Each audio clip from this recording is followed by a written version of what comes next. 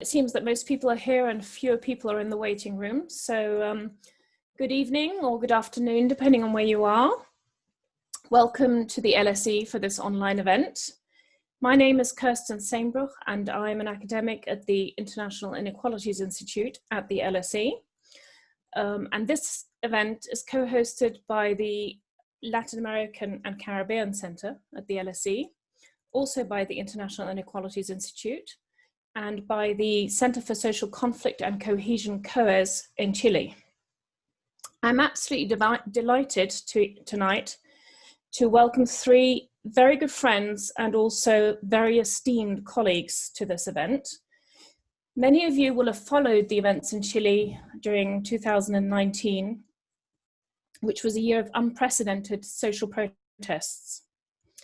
Apart from the violence and the sheer number of people who took part in these demonstrations, one of the most remarkable characteristics of the protests was probably the breadth of their demands for social reform, including political reform, and specifically a new constitution.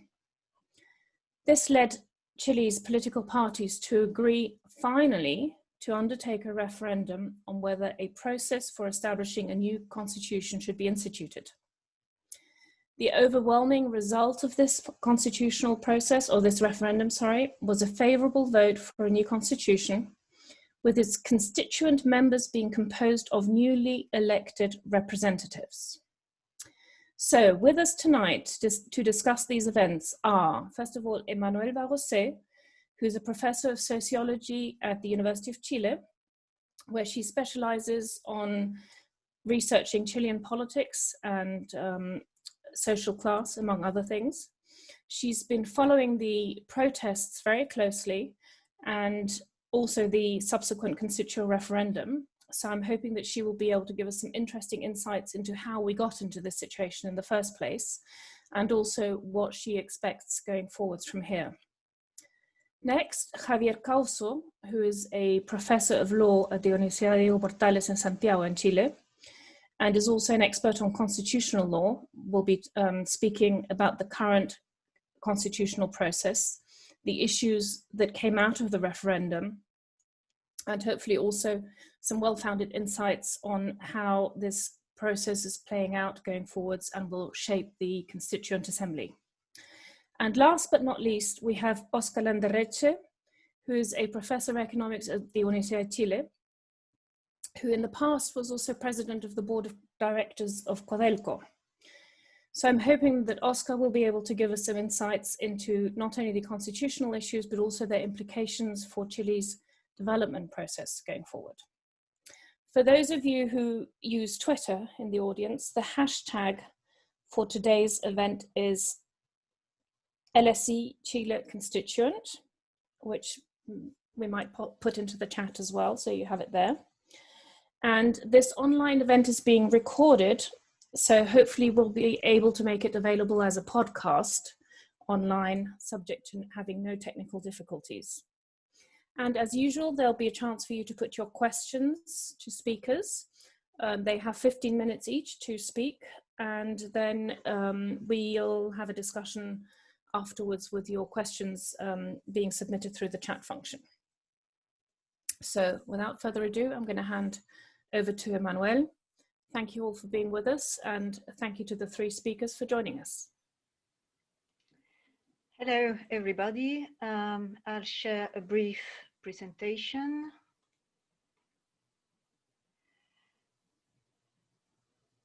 Here we go.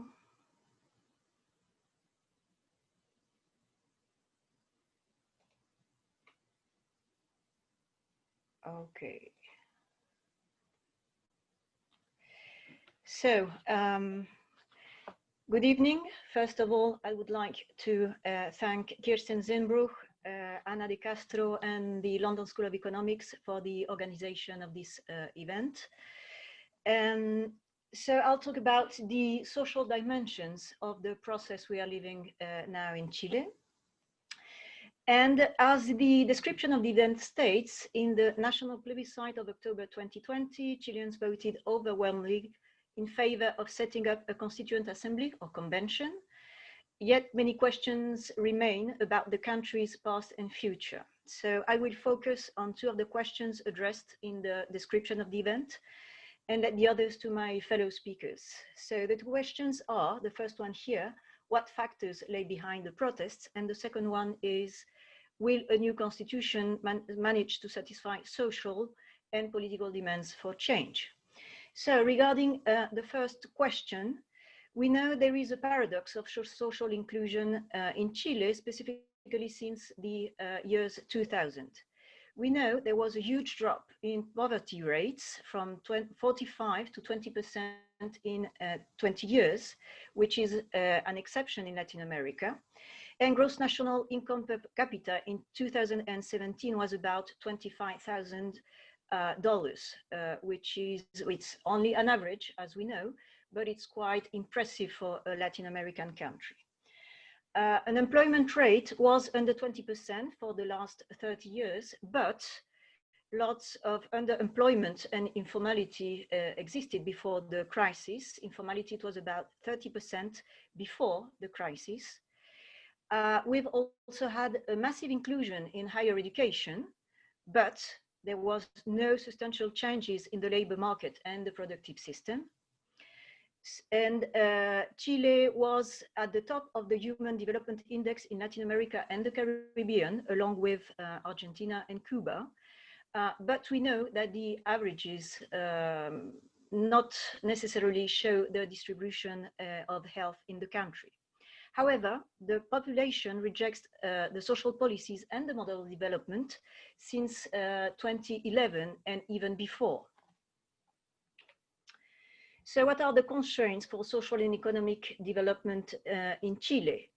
There is an economy based on exportations on primary commodities. I suppose Oscar will focus on that topic later. Chile is highly dependent on international markets and copper price. And the price of copper has been unstable since 2014, affecting the economic performance of the country. There is also, as Kirsten would say, a lack of industrial policy. And we have high inequalities with poorly trained workers and a high proportion of working poor. As you can see here with these figures, the monthly median income in pounds is around 440, which is quite low. And the poverty line is around 180 pounds. And one of the main problems is that the minimum pensions and the medium pensions are under the poverty line in Chile, which is part of the explanations of the outburst 2 years ago right now. Regarding the income distribution in Chile, as we know, there is a really huge problem. These are figures from the last CACEN survey, which is the largest socioeconomic characterization survey in Chile, which is also used to design social policies. And we can see that the income distribution is extremely unequal, with a high concentration of health in one part of the society, which is not really different from other Latin American countries anyway. And we can expect that this situation is now worse because of the social and health crisis. We are now expecting the results of the 2020 application of the CACEN survey to assess the consequences of the pandemic. So regarding contentious actions of protest in Chile, COES, the center where I'm working with Javier and Kirsten, publishes a detailed report of contentious actions, and the last one is over the last decade. The COVID-19 crisis hit Chile with a wave of protest that was already rooted in the country for more than 15 years, as you can see on this graph. And the outburst of 2019 is the culmination of a series of protests throughout the national territory. And it started around 2006 with several peaks, as you can see, the protest students and then the protest around the labor reform in 2014. But we've also had the feminist protests 3 years ago. So the outburst is the culmination of a series of protests. And as you can see through the red line, a part of the protest has always been violent long before the outbreak.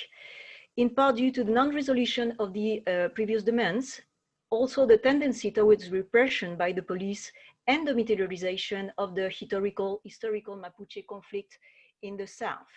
So there is a substantial change in 2019, but the conditions were already settled.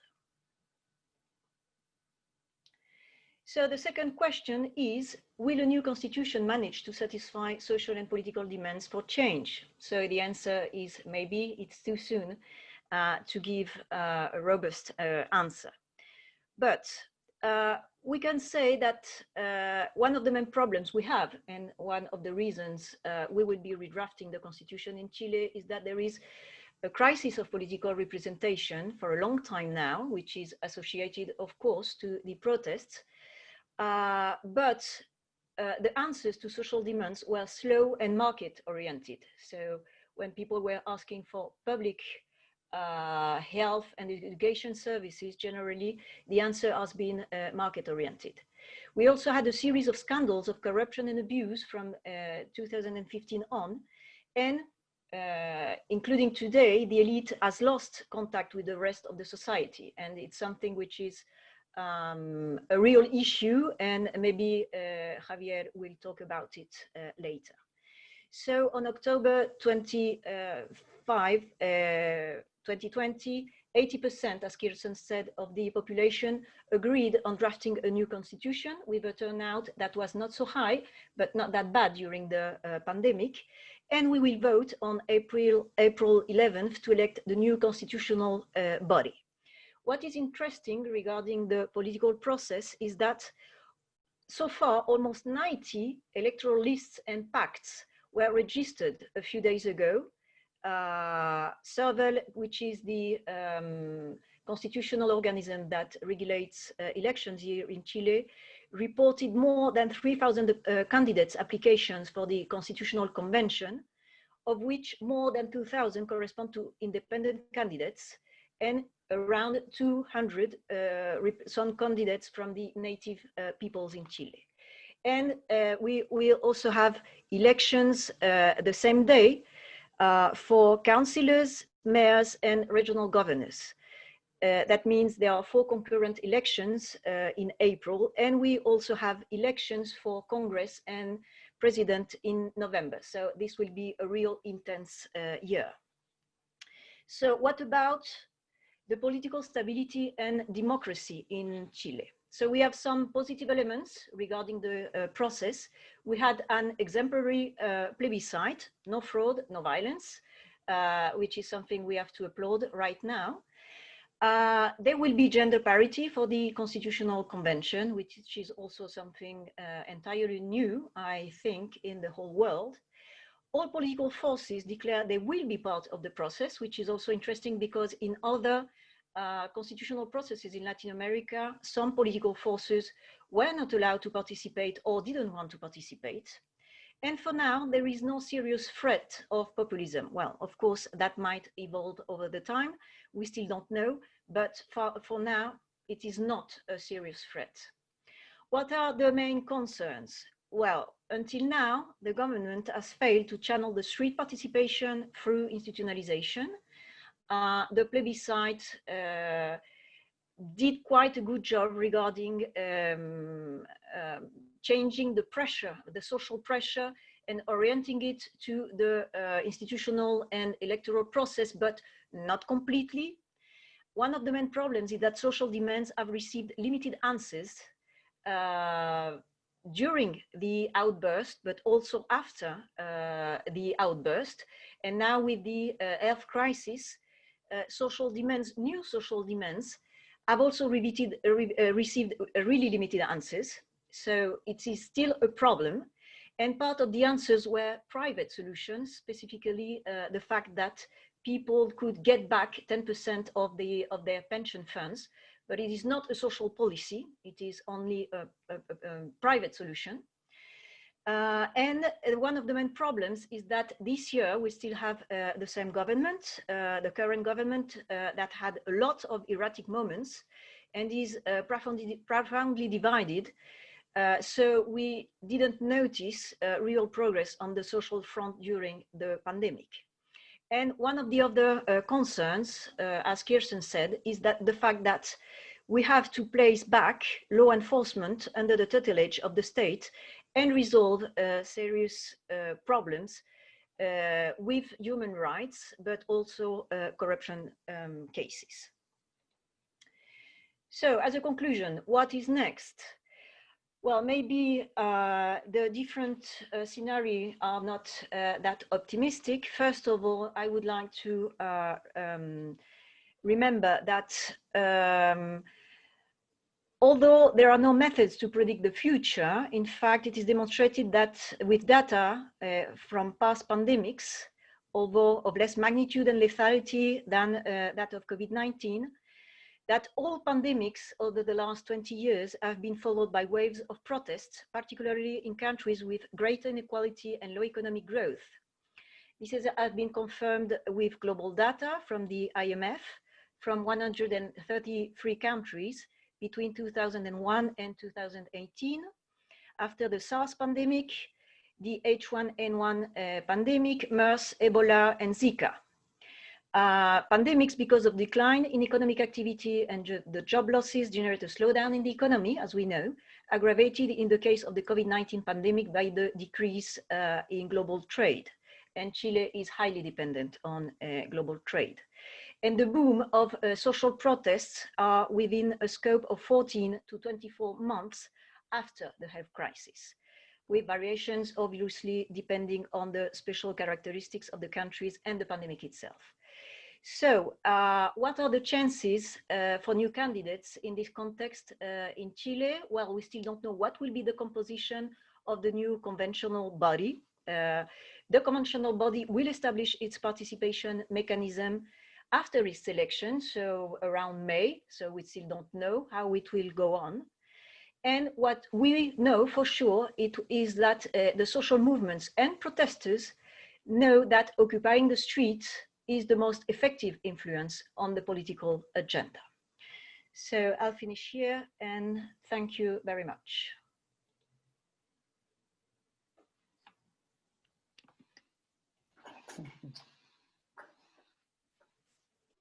Okay, next we have Javier. Thank you very much, Manuel. Thank you, Kirsten Sembruch, and thanks to LSE for the invitation. It's very hard in just 15 minutes to give an account of all the properly constitutional aspects involved in the Chilean political process. But I would like to first start with the main argument I would like to advance today. The title of the invitation that our conveners gave to this event mentioned a constitutional revolution. And I want to argue this afternoon, this evening in London, that it will be truly revolutionary for Chilean constitutional standards if we come out of this process with a constitution that lets the democratic majority govern. That would be truly revolutionary, because we have been living for the last 30 years since the end of the military regime under what Carlos Uneus has called a semi-sovereign democracy.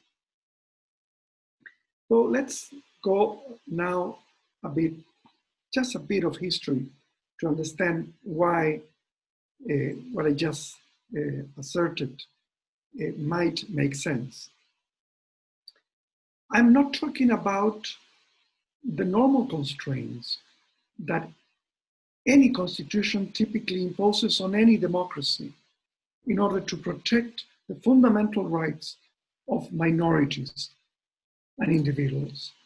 The sort of constraint that the Constitution of 1980 has imposed upon all the democratic governments that have been elected over the last 30 years, it's something like resembles what the so-called Lochner Court in the United States between 1905 and 1937 did in that country. That court, that was the Supreme Court, and it was named after a case that basically declared unconstitutional a law that simply was trying to put a maximum working hours. We're talking about 1905. But this conservative court systematically struck down progressive legislation, and it really clashed with Franklin Delano Roosevelt's government when it did a change.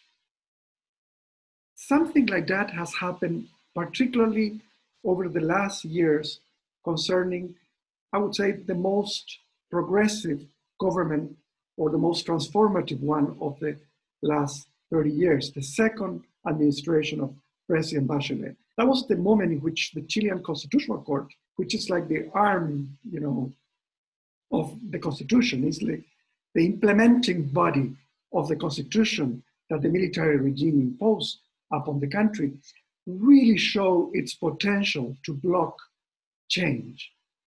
So in order to understand how this came to happen, we need to go back to the introduction of the Constitution of 1980 and this court. And I won't take a long time. Just, I would like to stress that as opposed to most military regimes that swept the Latin American region in the 60s and 70s, Chile is rather unique in that the military junta did want to enact a revolution or a counter-revolution. And they were very explicit about it. There's a vivid image that you can find if you go back with YouTube to an event that took place in 1974.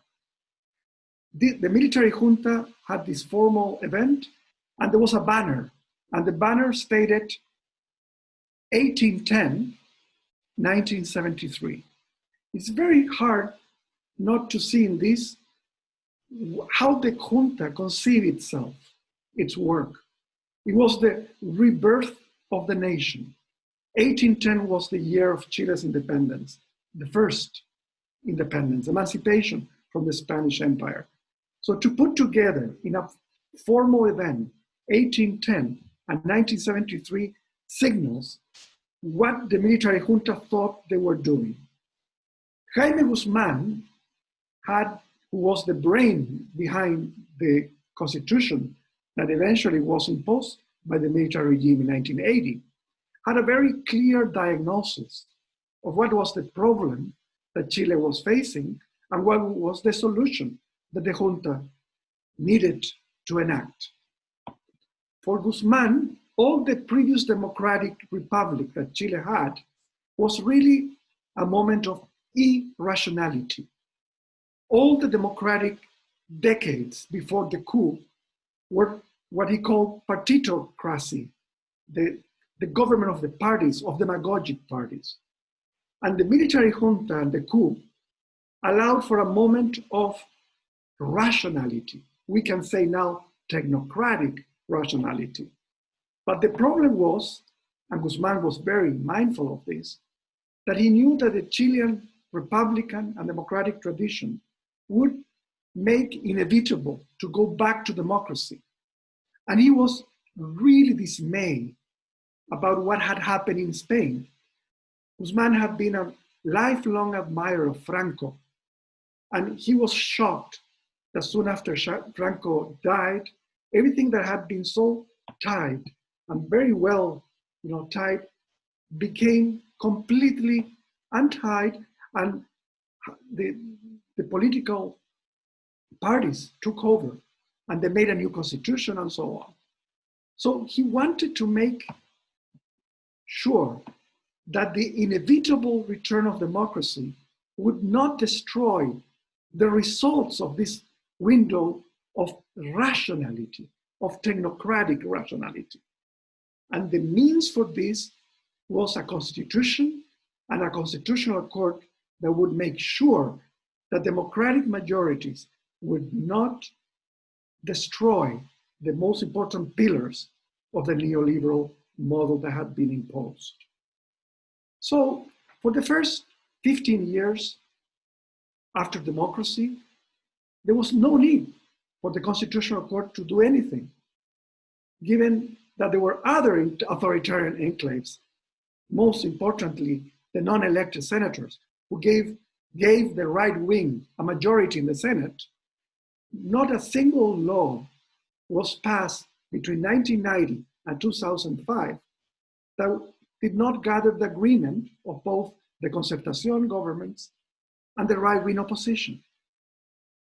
Then, in that very little window, Piñera's government came, and it was only the second government of Bachelet, when she had a solid majority in Congress and the presidency, that and a transformative agenda, that's crucial, that this transformative agenda clashed with the Constitutional Court. Some of the projects were saved when the presidency of the court was in the hands of a progressive judge, and this is a very weird Constitutional Court we have, because it has an even number. So the president can break, a tie. And some projects were saved, like the project of inclusion in education, but others were soundly defeated when there was a change in the presidency of that court. Strengthening labor unions, protecting consumer rights are just two examples of how the Constitutional Court started to, do the work that Guzman wanted it to perform. That is to say, to protect the neoliberal pillars that were put in the Constitution from the work of democracy. So that's the rationale of why I'm now stating that this new constituent process, even if it delivers a minimal constitution, the most minimalistic constitution you can imagine, will be truly revolutionary in constitutional terms if it allows for a democracy where the majority can rule, of course protecting the truly fundamental rights of individuals and minorities, but not the neoliberal pillars that are enshrined in the Constitution. So that's why it's so important, the process we're starting. As Emmanuel mentioned, in October 25 of last year, we had a very important piece of information that was added, which was the fact that 4 out of 5 electors repudiated the Constitution of 1980. That very solid majority is crucially important for the success of the process, for the following reason. Before that day, let's say the results were 52% for a new constitution against 48. That would have meant that if the constituent process failed, there's no agreement, the right wing could have said, almost half the country supported Pinochet's constitution. We can live with that. But when you have 80% almost of the people saying, we do not want this constitution, a failure of the constituent process to deliver a new one would lead to a very unstable situation. Basically, the people having said, we don't want this constitution, we want a new one, and we mandate people who couldn't agree on a new one. That's not even the most pragmatic foreign investor wants that. It's the ultimate constitutional uncertainty. A constitution that was repudiated and a constituent body that failed to deliver a new one.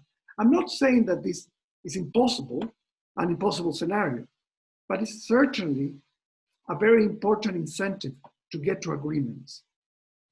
There are a number of issues that, and I would like to leave to the Q&A. I'm very mindful that my time is running up, but I would just want to let the few minutes I have left to touch on 2 issues that I think are very important. as we approach the election of the constituent body in April 11th, it's very interesting to see that what the right wing, the conservative groups in Chile fear the most, that is to say that the right wing members of the constituent body would be less than 1/3 of the total members of that body, it's now very unlikely. Remember, as Emmanuel, I think, mentioned in passing, each new clause of the Constitution has to be approved by 2/3 of the actual members of the constituent body. That's a very high majority. So that's what has led many people to think that we were going to have a minimalistic constitution. It's going to be hard to get any clause. The bright side of that is that all the neoliberal clauses of the existing constitution are most likely not going to be again put back in the new constitution because you need 2/3. And we don't have 2/3 of Chileans wanting neoliberal clauses in the constitution. So that's the bright side of it. But as we approach the election of April, what the dispersion, the relative dispersion of the center left and the left vis-a-vis the right wing makes likely that the conservatives are not going to just make 1/3 plus 1 of the members of the constituent body, but even approach 40 or even 45%. So what we can get out of all these events, it's more or less a situation in which we're going to have a very balanced, politically balanced, ideologically balanced constituent body. We don't know how many of the almost 60% of independent candidates, some purely independent, some independents that are sponsored by political parties, are going to actually be elected. That would be important to see. We do know that it would be a gender parity. We don't know what the effect of that will be. That would be fascinating, since this is one of the, I think it's the first constituent process that it would have a full gender parity rule. And we also don't know what will be the role of the reserved seats for the indigenous population, the 17 reserved seats out of 155 that are going to be reserved for the indigenous population. We don't know what role are they going to play aside from advancing the cause of the indigenous peoples. We don't know, if they're going to be more supportive of the center, left and left, or even maybe split. We just simply don't know that. But what we do know, and I think this is very important, and this is my final point, it's trying to answer Emmanuel's very important question. Will a new constitution manage to fulfill the expectations, the high expectations? And I will say, not maybe, but yes and no. No, in the sense that many people associate a new constitution with true social and economic transformation.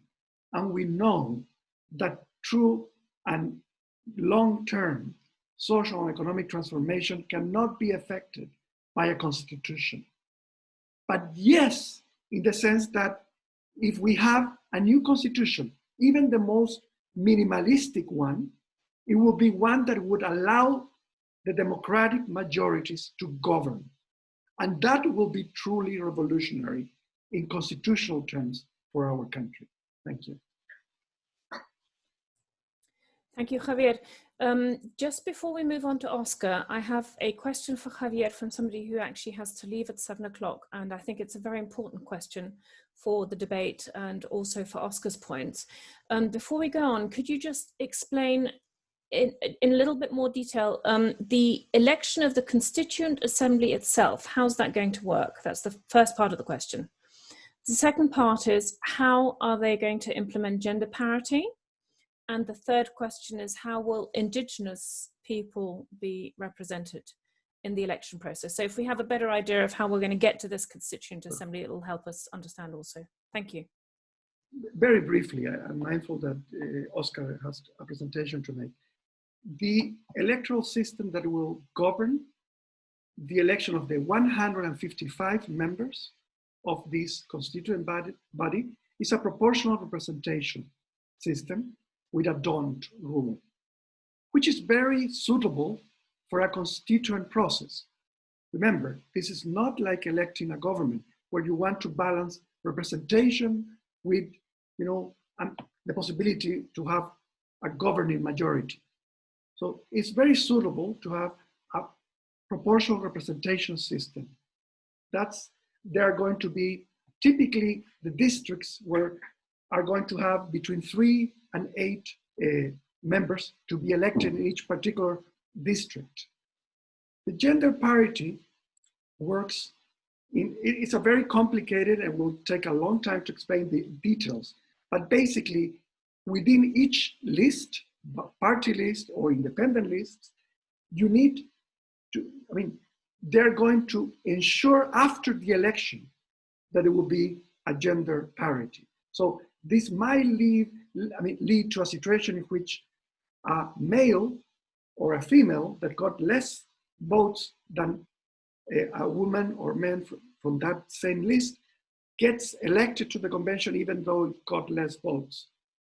And for the indigenous, the 17 reserved seats for the indigenous population will be something like a special electoral group of people who are in a very complex, again, system, going to be part of that of the groups that are allowed to vote for the indigenous candidates. So it will be what, I'm not an expert on electoral issues, but we would have separate electoral bodies, let's say. It will be registered in a specific indigenous. You have to be certified by the electoral body to be able to vote in the for an indigenous candidate. That's what I can say in very few minutes. Thank you very much. You did a great job of explaining complex issues. Now on to Oscar. Sorry to keep you waiting. It's all right. Let me just share the screen. Can you see the screen? You can? Okay. So, first of all, thank you, Kirsty, for the invitation and to everybody from LSE. I'm going to emphasize the economic aspects of the situation in Chile, the problem we have. I have two caveats I want to say. First, the first thing is I actually believe that there is a big, serious amount of non-economics things that we have to resolve in the constitution. They have economic consequences, of course, which I would like to see there, and I'm not going to talk about. I am in favor of a semi-presidential system. I'm in favor of devolution to the regions of Chile, almost a federal state, actually. That's what I believe. And I'm in favor of a plurinational state in regards to the original nations.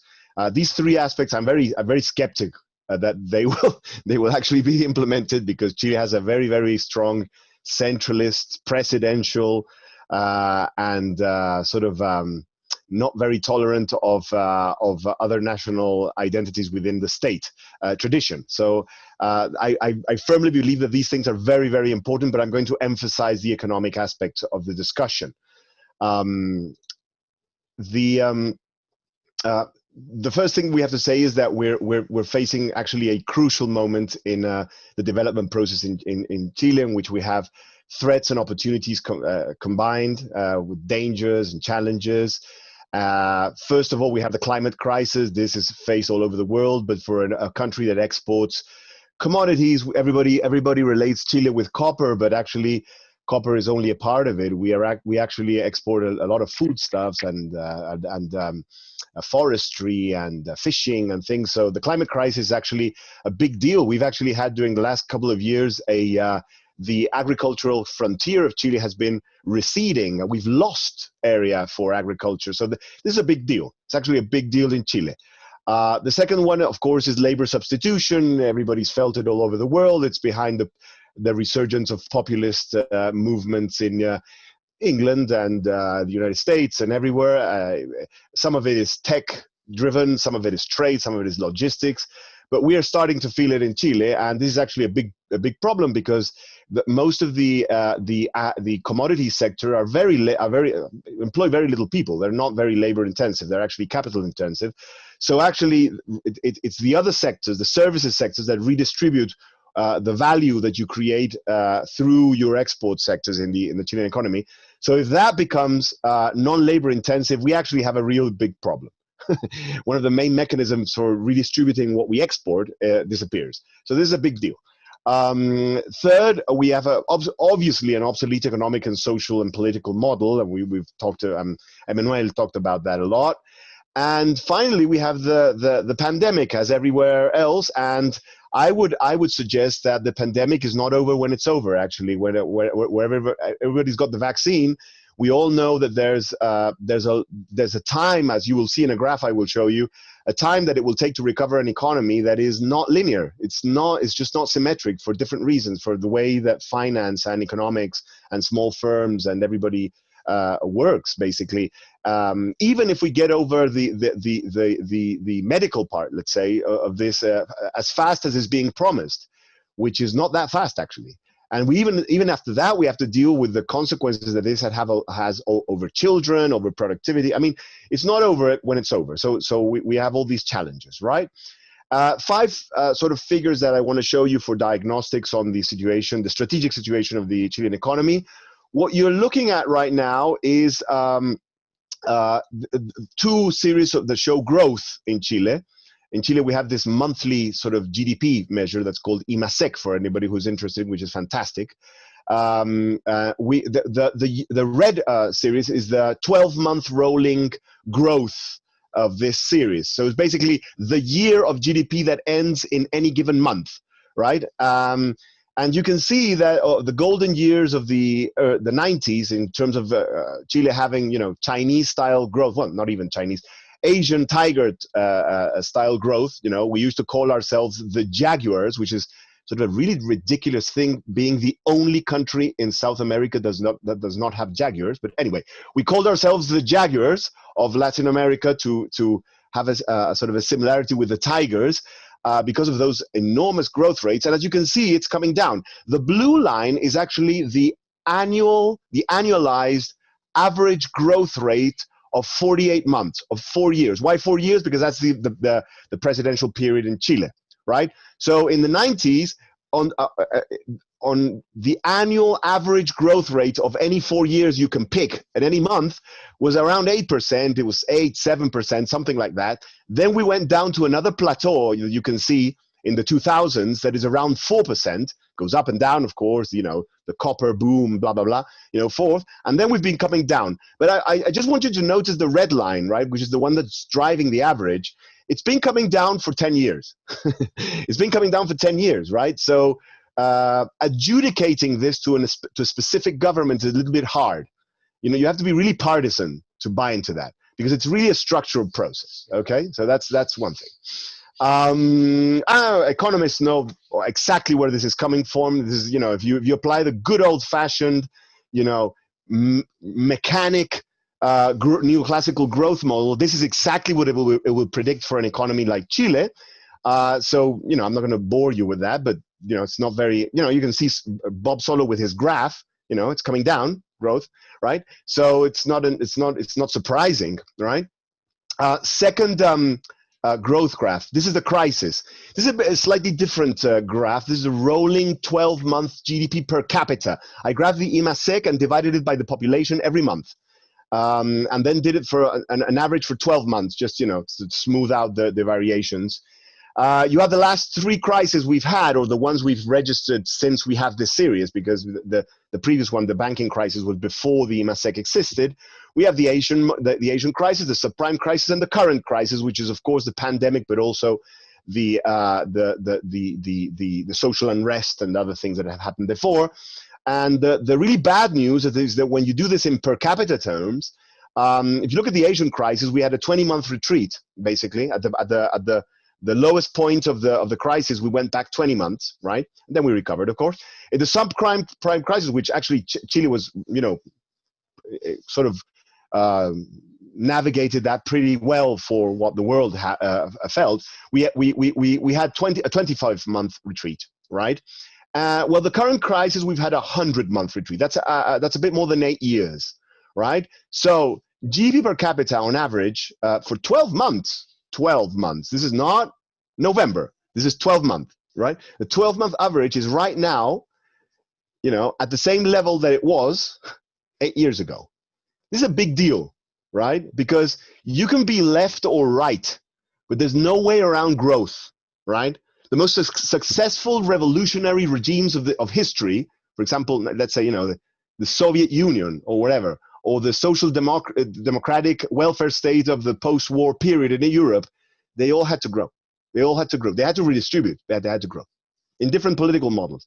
So this is actually a big deal. This is a very big problem that we're going to have to face, and it's not an easy thing to face.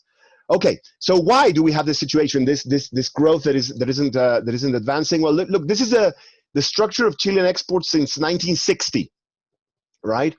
Maybe there's someone surprised, but we all expect copper to be there, very importantly, right? Copper is this is percentages, right? Mostly it's copper. It's very unpleasant for some people when you point out that actually the period of most of greatest diversification actually happened during the dictatorship. I'm sorry, I'm against the dictatorship, but it's true. It was in those years that we developed the agricultural sector a bit, right? But we haven't really advanced from that. So I just want you to compare this structure that is very, very oriented to copper and to other commodities, but it's very stable, right? When you look at it from afar, it's a very stable sort of export structure. So let's look at the Korean one. That's the Korean one for the same period, right? That's the Korean one, and the other one was the Chilean one. Green is sort of clothing, and blue is sort of cars and electronics, basically. That's sort of the thing. So, spot the difference, You remember when you played that when you were a little kid? Spot the difference? How many stripes does the zebra have? It's really easy, right? Now, some people that really find this unpleasant tell you that, but look at New Zealand and look at Australia, right? Yeah, but when you look at them, actually, they have actually changed their export structure. New Zealand has become a services-oriented economy where tourism is about 20% is going to be about 20% of their GDP. Used to be nothing. Australia actually did change, although it changed towards a mining economy, and it used to be more agricultural and fishing. So yeah. So that those are not good counterexamples. Actually, when you see every single country that has been successful during the last 30, 40 years, it has changed in some direction. Why? Because you have diminishing returns, as neoclassical growth theory tells you. And so how do you get out of neoclassical diminishing returns? You change. You have to change, right, in some direction to get more growth. And there is a new development theory. All of you probably know about Mariana Mazzucato, Ha-Joon Chang, and there's others. Basically the theory is you have to change, and to change you have to overcome a prisoner's dilemma between the state, the unions, and the private sector, right? And because everybody needs something from the other, and you have to coordinate those solutions, right? And there's different political models for that around the world. Final figure. This is a figure of growth and inequality in Chile since the 1950s, actually. What you have, you have to follow it in both axes, right? In the x-axis, you have GDP per capita in US dollars.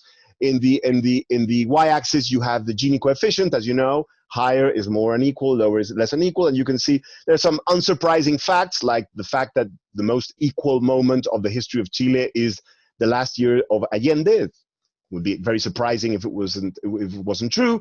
You can see the inequality shock by the dictatorship of Pinochet, who took us all the way up to the higher 50s in the Gini index, and that at that moment we were actually one of the most unequal countries in the world. You have this plateau during the beginning of the transition to democracy, which actually generated a lot of political problems and a lot of the political frustration that is behind the unrest that I believe that started to happen after that, that Emmanuel talked about. And then you have a period of growth and lowering of inequality. That's true. It did lower. There was a lot of social policies and different things that we can talk about. But it lowered, but it lowered to a level that is still very high. I mean, 48 is very high, right? 47 is very high. In world, we're not the most unequal country in the world, of course not, but it's very, very high. And historically high, actually. It's even higher. It's sort of the same Gini coefficient that we had when we were doing the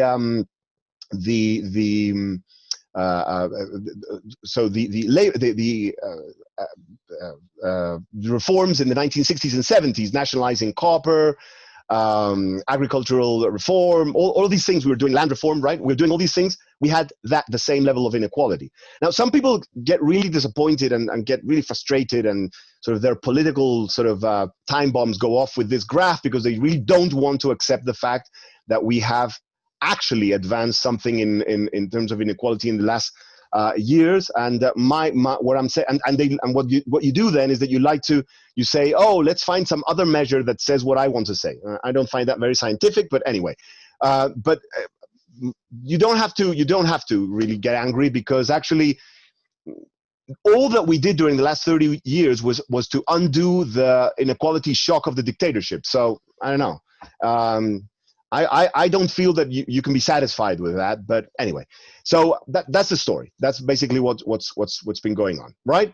And this goes into all the literature about development traps, right? That we can go from Robinson and Acemoglu, we can go all the way back to Simon Kuznets, which actually talked about this a lot. We have a local version for those that have read Chilean social science. Aníbal Pinto Santa Cruz has his famous book. It's sort of the same argument, the idea that countries get trapped into an inequality trap, right? They advance a little bit, they grow, they may even redistribute a bit, but they get trapped into these sort of inequality traps, and everybody knows that there's a big discussion. Okay, so inevitably this crisis will have to resolve itself with three major changes. There has to be a major spending push. We have the new constitution as a political solution, and we have to deal with police reform. We have a big problem with the police. One thing that some people don't know about Chile is that we had this transition to democracy that has a lot of good things that happened during the transition. Actually, a lot of things were well done. But one of the things we did not do well is that we did not reform the police. We did not do that, and most transitions to democracy did, actually, when you look around the world. So that's the thing that has to be addressed again. In the short term, we have to do some sort of Marshall Plan-ish thing. We have to do some kind of a Marshall Plan, some new tax. In the short term, probably mostly deficits, a lot of transfers. And we have to deal with small firms which are going to be extremely damaged in financial terms. In the long term, we have to square a circle that is almost impossible to do. We need growth. We also need higher taxes and labor rights so that we can redistribute, and so that we can close the deficit, because otherwise we're going to get ourselves into the classical Latin American trap of we have all these solutions for you, but they're not sustainable in a financial term. And at some point, international markets come to the door and knock and want their money back, right? And so the question is, how on earth do we do this, right? And the problem is that we have this situation, right? We have right now sort of a chasm between the economic objectives and sort of the social and political objectives of the population. And they're perceived by the population and by the elites, actually, to be options, that you have to go one way or the other. And that is a problem. That is a real problem for a country with our level of development, because we really can't do without both sides, right? And how do we fix this? Well, considering these threats, we probably have to turn these threats into opportunities. That's what we have to do. And that's very, very difficult, right? We probably need to go into some form of productivity and development charters. That means agreements between the government, unions, private firms, communities, right, that increase productivity and redistribute. that require investment, training, production, value sharing. We agree on all these things and overcome the problems of distrust that do not allow us to change our productive sort of composition of the economy, and hence, we get into these traditional growth traps and inequality traps, right? So that's what we need to do. Does the new constitution, the new one, help for this? Does the old one help? My experience is that there's a mixed answer. I think that the old constitution has some problems for these sort of things. They do not help for these development charters, but it's not only that, it's also the policy, right? Even with the old, when I was president of Codelco, I actually founded a public company. It was called Codelco Tech. It was the technological affiliate of Codelco. I founded a public company. I think that Javier hasn't founded one yet. Have you? Or Kirsty? Or Emmanuel? I have. There you go. Right? But guess what? It was closed by the Piñera government. It wasn't an unsuccessful company. It was a very well thought out technological spin-off from Codelco. It was closed down. What was it? When I asked what was the question, what was the answer, they told me that Codelco's mission was not technology, which I find hilarious, actually. But anyway, so it's not only the constitution. It's not only the constitution. It's also policy to do this. But also, we need to generate a new narrative for the Chilean development process. We have an opportunity with global warming, actually, because we have a lot of resources that we can develop and a lot of things we can do to supply the materials for the electrical revolution, from obviously copper and lithium, but also solar hydrogen. We can do that. So we can generate a narrative if we do this right? We can actually, there is an opportunity, a very clear one right in front of us, but we have to be aggressive and we have to be fast. But we have the political conditions that are lacking. I believe that both the left and the right are trapped in Chile in a sort of a discussion of the 1950s in terms of policy, actually, that do not address all the new realities of the labor market, technology, etc.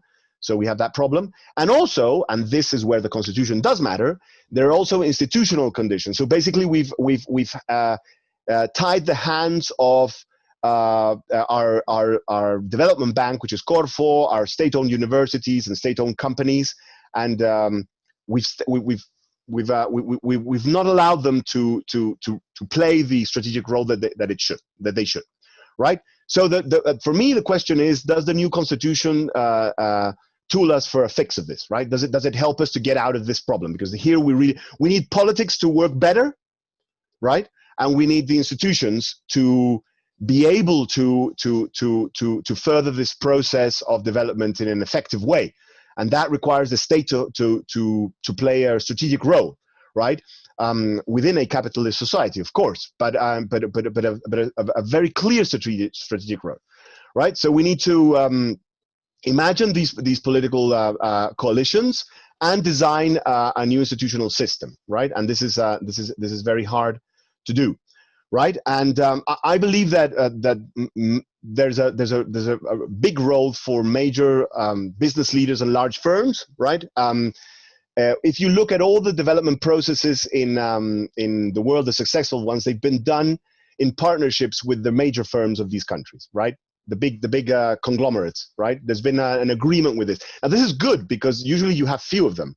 Right, and so you can arrive to an agreement. But this is bad because in the current politics, it's very hard to make agreements with big business, right? Even if it's for getting a more equal society, right?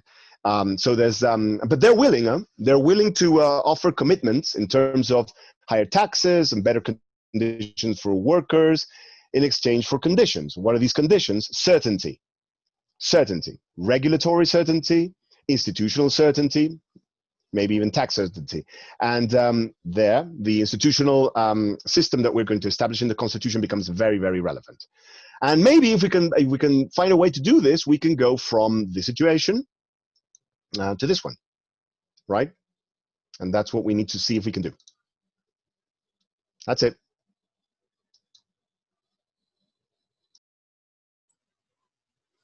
Thank you so much to all three of the speakers. That was a fantastic debate and discussion. I really, really enjoyed that and enjoyed your comments. I have a very quick question to the speakers before we go on. We have 145 people on the call at the moment, and we're running late. So the question is, would you be able to stay on the call until 7:30 if there's interest and people can remain on the call? Just very quickly, I can't actually see all of you. Oscar, I've lost you on my screen. Okay, so I'm going to assume that that's okay. And also consequently, Okay. Yes, thank you. Also, I have many more questions in the chat, and in fact also questions that we received before the event. So there are far too many questions for us to be able to answer in the discussion, but I'm going to start with three. I think both Oscar and Emmanuel did a fantastic sort of summary of the problems that we're in, and Javier pointed to a very, very important discussion in his comments, which is the fact that if Chile gets this right, despite all of these problems that we've seen, this is an incredibly important example for other countries in the region, because other countries in the region are in very similar situations, socially, politically, economically, and so on. And this could turn into a model. So one of the questions that arose from this is, the first question to Oscar, do you think that the constitution can help us shift the productive matrix of Chile? And I'm adding questions here from somebody else. Should the new constitution include a new development model? Is it even possible to sort of think along those lines? Then for Emmanuel, a question from Katarina Thompson. You mentioned populism and you said that it wasn't a particular threat. So the first question is, how do we arrive at that conclusion? But also, there's a real risk here that populism could get in the way of all the policies that we've seen that need to be undertaken. So that's a very important discussion to address. I already asked Javier one question about the particulars of how we got to this, the Constituent Assembly and how we elect them. So I'm going to let the other two speakers answer first. Emmanuel, do you want to go first? Okay, well, thank you, Katarina. Well, regarding populism, the definition I use is quite common. It's a syndrome typical of current democracies, which is built on the promise of immediate popular satisfaction of popular needs, and the promotion of the popular element as the basis of political action. And as we know, the term people is rarely the object of a precise definition. It's also a political ideology that states that society is divided between a corrupt elite and a pure people. And so, yes, there are germs of populism in Chile. And I'm referring mainly to Cristóbal Rovira's work on populism here in Chile and around the globe. He says that there is a breeding ground for populist candidates here in Chile, both on the right and the left wing of the political space. But no populist movement has emerged yet, and the presidential campaign is now beginning. So we could discuss about some of the political figures here in Chile, like José Antonio Cast or Joaquín Lavín on the extreme right, or Pamela Giles and Daniel Jadwe on the extreme left.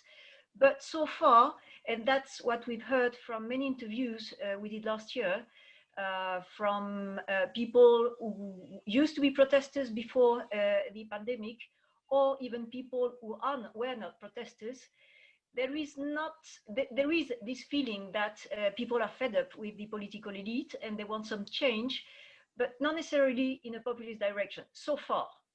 So it's not exactly the same if you compare with, for example, Brazil, which is really different, or even Bolivia. So that would be my guess for now. Thank you. Oscar? Yeah, what can the Constitution do to help us in this change of development strategy, basically? I think that a lot can be done, but it's important to stress that it's about necessary conditions, but they're not sufficient, right? I already talked to you that even under the previous constitution, we were able to do things. I actually proved that, right? We were able to do things, but our politicians, our politics, wasn't willing to do them actually under the previous constitution and the previous institution. So it's a good scapegoat for them to say that the problem was the constitution. They usually do that. You know, they say, I didn't do this, but it was the constitution, it was Pinochet's constitution, but actually they could do it. So, but anyway, that doesn't matter. You know, we have in history and politics, you have to forget when people do that, right? And you have to say, yeah. It was the constitution. So let's change the constitution, and hopefully that'll allow them, you know, to look at themselves in the mirror and this time do it properly. That's what I believe. So, but the Constitution can help, because actually there are things in the Constitution that stops the state from using in a more aggressive way its state-owned enterprises, its public universities, and etc. And we can talk what I think could be done. And it's very, I mean, it's not rocket science. It's basically doing copy-paste from most of the successful places in the world. So it's necessary but not sufficient. And there's another thing. I think that there has to be a change in the left actually in Chile. I mean, the left has to understand that it's not enough to write something on paper. You actually have to implement a policy, right? And your principal instrument is the state. And if you're not willing to reform it, and when I mean reforming, I mean a lot of things, efficiency, but also I mean that you have to stop it with corruption, right? And clienteles, right? And 5,000 people that shouldn't be in the state, that are just your political operators. If you don't understand that that's your principal problem, to make it credible that you're actually going to use the state to change the model, well, you're part of the problem. And I think we have that in Chile. Okay. I don't think actually that we should establish a model or a development strategy in the constitution. I don't think constitutions are for that. I think that the problem with the previous constitution is that it attempted to enshrine a certain model. I think that a constitution is a set of rules for the functioning of a democracy, so that the democracy can find the solutions and the model that it wants. I do not believe that we should enshrine anybody's model.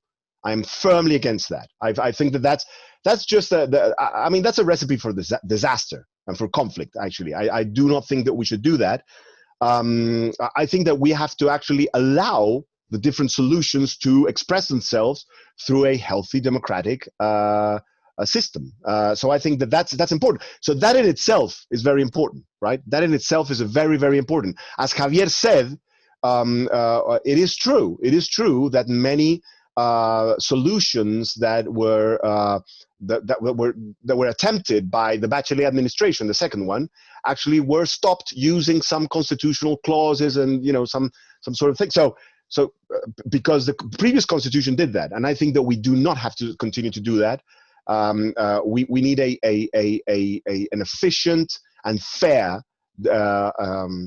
constitution that allows policy to resolve problems, and that allows the state to hold to play a role in setting up these deals, these charters, that have to go between unions, the state, the private sector, the business, right? And all of these things have to be done, by the way, with strong parties. A deal is as strong as the parties that sign it. If you do a deal between weak parties, weak states, and an efficient and corrupt state, weak unions, inefficient and corrupt unions, weak and inefficient and corrupt firms, you're going to get weak and inefficient and corrupt deals. So you need strong businesses, you need strong unions, and you need a strong state to do these deals.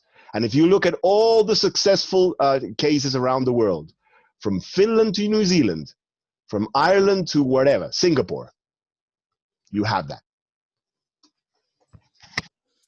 Thank you, Oscar. I have a question now from Axel Christensen to Javier, which I'm just going to read out from the chat. How can the discussion process of the Constitution balance the usual transaction between different groups and political actors in the constitution process, which traditionally are conducted privately or in the kitchen, in inverted commas, with the extremely high standards of transparency that citizens demand? It's an excellent question, because it is true that there is such level of distrust in political compromise between political parties. And this comes back to the very strong impact that the so-called Sochi-Mitch scandal, where a very, very troubling company, one that was privatized by Pinochet and ended up in Pinochet's son-in-law hands, and then was basically used to finance parties, or the fisheries law, where there was evidence of fisheries financing politicians to vote for a regulatory giving. I mean, there was basically there was a gift given to a number of companies who have paid politicians. So that left a very ingrained distrust in political parties and typically political negotiation. On the other hand, as Axel mentions, in all political processes, there is a degree of compromise, and sometimes compromise it's managed to happen under closed doors. So there is a trade-off there, and we're going to see that. We're not the first country that's engaging in a constituent process within people who distrust each other, or a citizenship that is distrusting. But we are one of the first where there is such level of social media around it.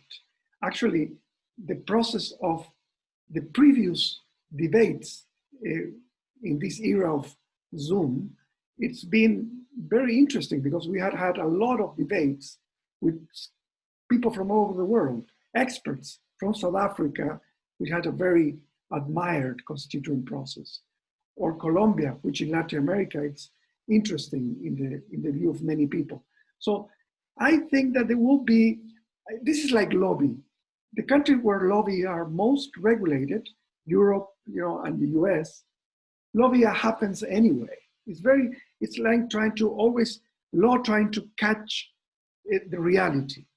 I think that there will be transparency, a lot of transparency, but there will be deals. And this leads me to one of the questions that somebody was asking in the chat, and it had to do with applying game theory to what's going to happen within the right wing having a veto player role. My sense is that we're going to see the right wing is not monolithic. The fact that important groups were very strongly for the approve, they really want a new constitution, and I'm talking about Mario Desbordes, for instance, or nowadays the most relevant people from Evopolis. Evopolis is a new party, but it might grow in this election. We don't know yet that. So I don't see that you can apply crude game theory to what's going to happen, because there's even push, and this is very important, by people who are not part of the political system, who really want a constitutional settlement. They don't want the constitutional certainty to continue. Nobody wins with that. This is not an insurance that you are going to succeed, but I think that the 80-20% of October, 80% saying no to this constitution, and with it's a strong mandate to get an agreement. And somebody else was asking, is it going to be agreement to get rid of some of the neoliberal clauses of the constitution? We don't need agreement on that. Those are already out of the constitution, unless that there is a 2/3 to re-entry them, to restore those neoliberal clauses. And there's not going to be 2/3 to restore any neoliberal clause. And to end, because this has been debated and there are many questions about it, I fully agree with Oscar that one of the issues that's going to be tough is that many in the left say, look, the right wing had its constitution. They already had its neoliberal constitution, and it was imposed by force. Why can't we not have our social democratic constitution imposed by a democratic means. But even though I can see the point on that kind of trying to balance, the fact of the matter is that if we have a constitution that allows democratic majorities to govern, it's good enough. Because you need, if you want a more social democratic state, the game is played at the legislative and even lower than that level. You're not going to get, but it's true. What we really desperately need is to stop having a system in which the legislative branch is always afraid of what the Constitutional Court will do. We have been legislating, particularly progressive governments, under the shadow of this Constitution, with the fear. And just to give an example, when President Lagos wanted to have a pillar, a solidarity pillar in healthcare, it was declared unconstitutional. So those kind of things we tend to forget. When we talk about having to fight in corruption in the unions, in Chile we need unions first in order to have unions not being corrupt. And we are going, I mean, President Bachelet wanted to to stop the free riding system that we already have in our labor union law in order to really try to empower unions. We have the sectors where you have the best working conditions are, not surprisingly, in the copper sector, where there's highly unionized, very strong unions. But unions are a bad word in Chile. For many, it's trouble. And so it's not that I'm very optimistic about the process. I'm just saying that having the most minimalistic constitution is way better than our current situation. And I do not think that enshrining the constitution an economic model would be the solution. If people trust people, you should trust that the democratic regime working, it will allow for creating a more social justice situation than the one we have currently in Chile, which is really bad. I think that the statistics that Oscar gave about how unequal Chile still is very illuminating in that way. Thank you, Javier. I have a question for Emmanuel, which draws on several of the questions in the chat, but also on some of the comments that the other speakers made.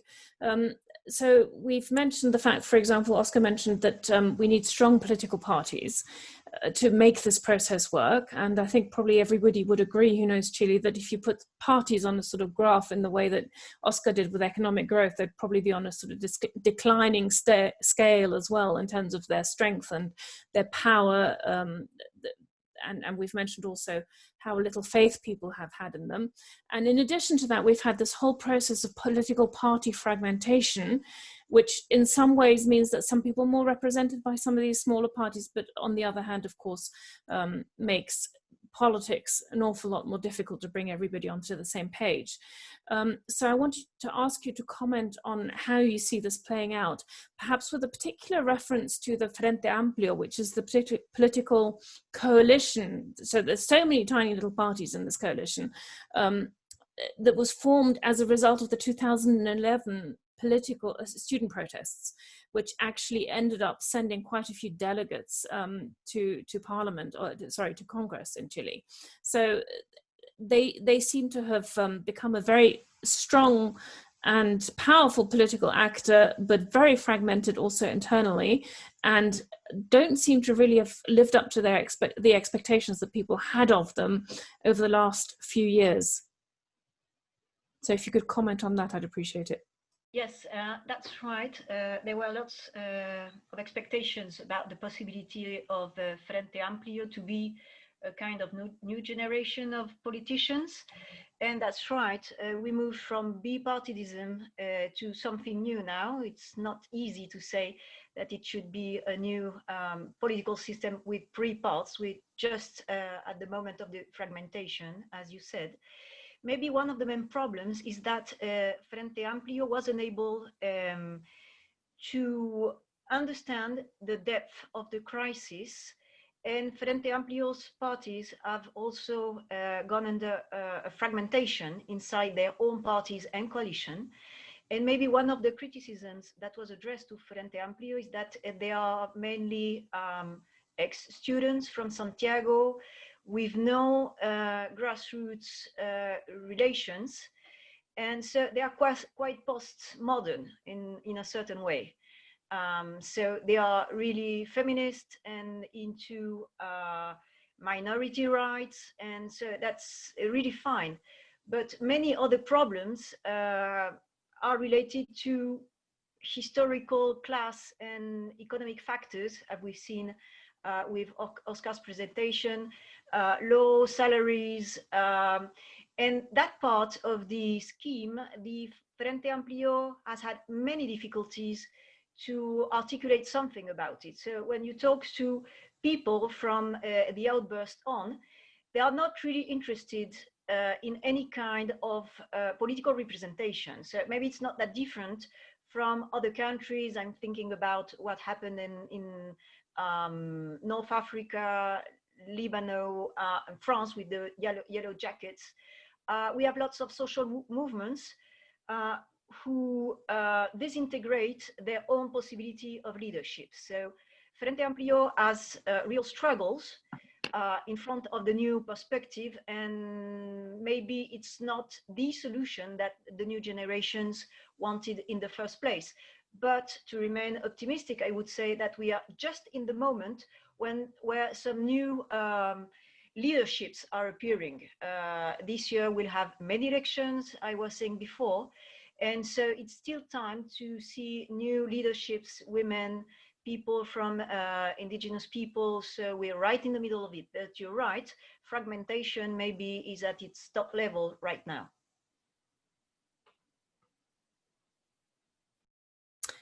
Thank you. I'm very much aware of the time. So just to conclude, I'd like to thank you all for coming. I think this was a fabulous discussion. I personally really enjoyed myself from the comments. I see that many others did too. So thank you, Emmanuel. Thank you, Javier. Thank you, Oscar, for attending the seminar. And thank you to the Latin American and Caribbean Center at the LSE and to the Inequalities Institute for organizing this, and thank you to everybody in the audience for coming. Thanks so much. Thank you, Kirsty. Thank you. Bye, thanks. Bye-bye.